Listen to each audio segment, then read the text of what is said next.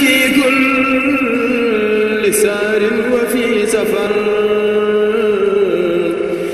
حماني على ماهر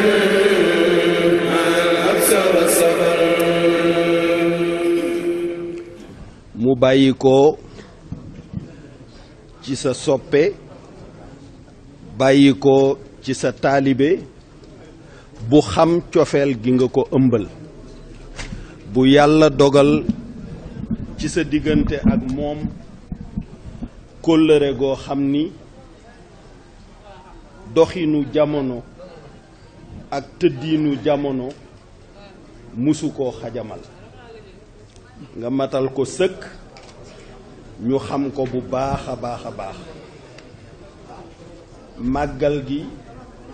egsi ñu la ciy ndokkeel bu baax a baax ci responsabilité yi la ci yàlla dénk di sàkku ci yow nga jottali ñu suñu nuyoo ak suñu ziyaar Cheikh Sidil Mokhtar xalif général des Mourides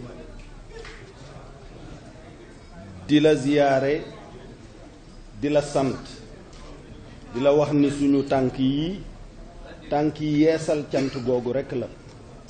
tànki dundal kóllëre googu rekk la xam nañu ne jamono bu nekk